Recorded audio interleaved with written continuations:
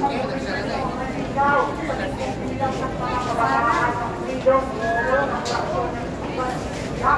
mga kabataan sa mga sakina, sa mga water cannon, ay nakaktorta ng pinipilit ng ating gobyerno. Kaya naman, maayos po sa ating bansa. Ito, si Rector Chairperson ng Manila University Student Council.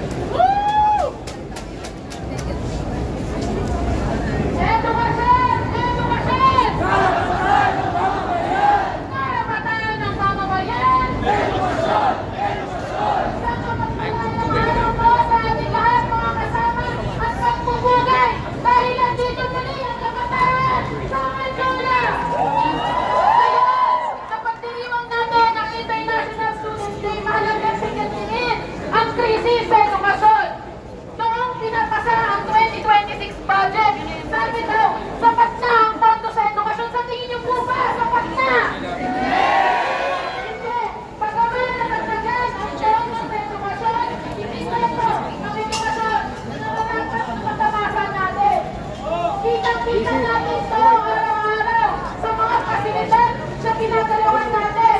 Ilang taon na ang mga SUCs, sila ang mga gusali, kulang ang mga doon sa silid-aralan at kulang ang mga equipment sa mga laboratory nila. Dahil din sa kakulangan ng fondo, kulang ang mga academic at organizational spaces, puno ang mga learning spaces, ang mga work meeting naman ay nasa labas ng campus. Paano magkakaroon ng masigla at physical na student site kung wala nang lang sapat na lugar sa mga universidad natin? Kasama dito ang kawalan ng basic student services. Hanggang ngayon, kulang ang access sa mental health counseling, sa maayos na health services at sa basic facilities tulad ng study areas at accessible na restrooms. At habang kulang ang pondo, sobrang bigat naman ng academic workload dahil sa sistema na compound sa output system. Isang edukasyon, komersyalisado, kolonyal at sensitibo. Kaya ngayon, ang patawagan natin, edukasyon scientifico, nakabasa at tunay na para sa bayan. Sa gitna ng krisis, hindi tayo titigil. Tayo ang pag-asa ng bayan at higit karon, tayo ang lakas nito. Magpatuloy tayo sa pagkilos, sa pag-iit at sa pagkakaisa. Dahil ang kabataang nagkakaisa, hindi kailanman matikilag. Kaya sabay-sabay, kabataan! Pag-asa ng bayan! Mga kabataan, ilang buwan na po nagpoprotesta ang mamamayan. Bilyon-bilyon ang ninanakaw sa ating pondo. Pero walang pondo para sa mga schools natin at walang kapag na pondo para sa mga basic student services. Kaya, pinipitulis ko ang namin tatlong taon na po namin tayo na magawa. Gusto naman itong pangatasan natin ng mga palang infrastruktura at hindi ko po yung mga proyekto ang nakalit ng mga tabal. Dagdag na dito, kinakakas ng mga kabataan sa kinakakas ng mga kabataan sa pag-ispon ng estado kung saan naliwatsan ng kulang atake ng ating estado sa mga kabataan. Kaya naman, hanggang ngayon nagpapanawagan ng mga kabataan para panamitin at alisin ang mga kurakot sa gobyerno. Ang parang tawagan ng susunod na kabataan, tinatawagan po namin ang partisipante mula sa kabataan para din sa kabataan. Pag-asa! Pag-ayan! Pag-asa!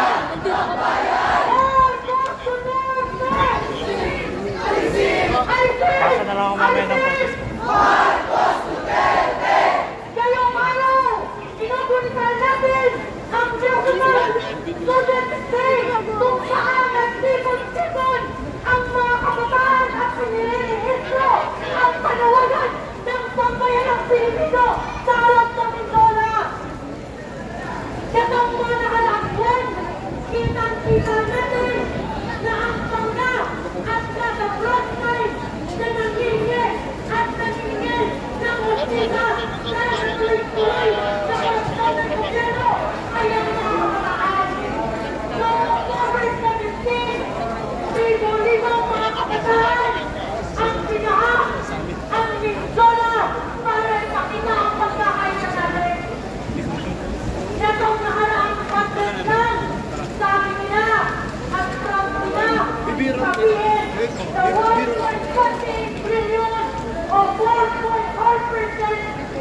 GDP ang kinalang nila para sa edukasyon.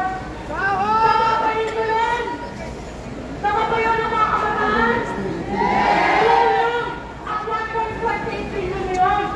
Sabi, 48 billion ang inalaan para sa infrastructure, para sa mga pamantasan natin.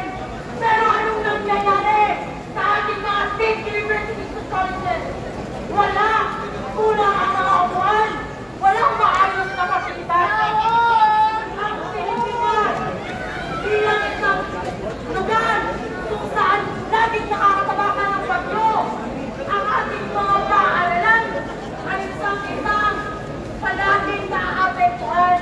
Saan yung bilyon-bilyon na inaalokate ka mo para sa infrastructure?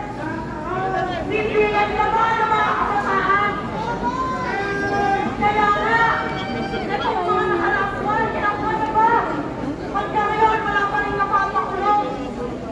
Lagi-lagi, sinasabi, nilaman mo sa ang ending ng ito, may papakulong sila, pero hanggang ngayon, wala. Kaya tayong mga kabataan, babahain natin kahit saan pa yan para ipakulong ang mga kabataan. Ang saan natin na ang mga kabataan ay isang tagapaglikha ng kabaysayan.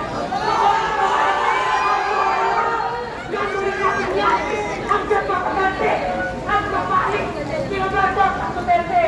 Yun naman po, pag-asa ng bayan!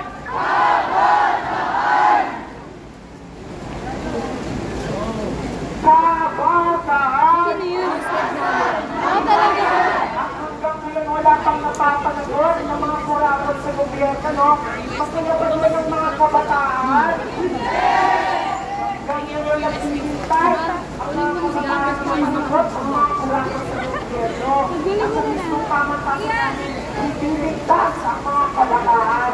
Pinapasok ng mga militar, sinerentag ang mga kabataan. At talaga doon ang mga kabataan, paano ang pamawigin ang mga TikTok na tawag natin mula sa US team, si Raven.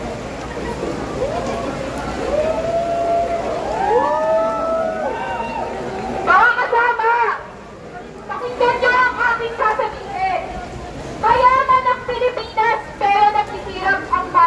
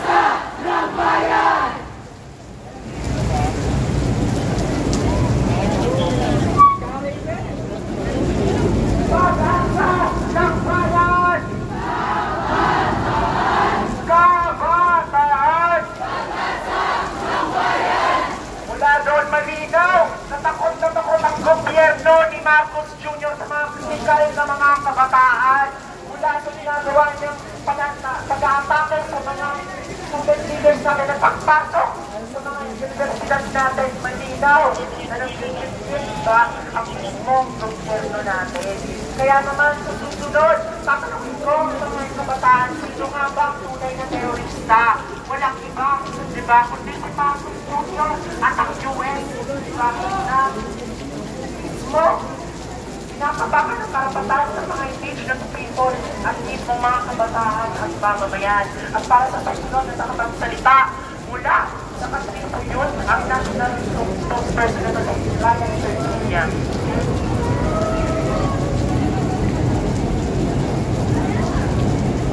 Para po sa kasunod na nakapagsalita mula po sa Agham yun,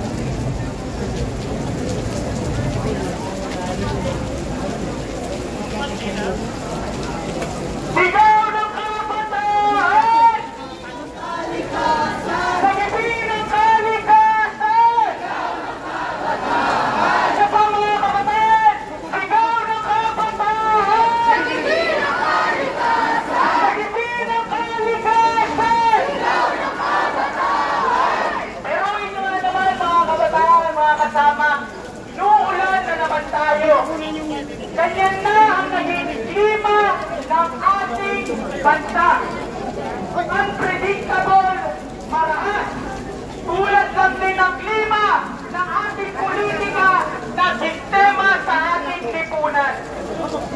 Ako po si Jono mula sa Alliance of NBI and Students for Inclusive Governance. Nakikita po ang mga kabataan PLPista at mga kalikasan ngayong International Students Day sa ating mga panawagan. Siyempre, kaya tayo narito ngayon dahil ika nga tayo ang pag-asa ng bayan. Tama ba mga kasama? Eh, ang tanong, ano ang magagawa nating mga pag-asa ng bayan kung walang habas na winawasak ng mga kurahon ang ating bayan, ang ating kalikasan at ang ating kinabukasan? Mapagdambong ang mga opisyal ng gobyerno sa ating mundo. At ang kapal pa ng mukha nila nagpapasto ng may pakialam sa ating kalikasan.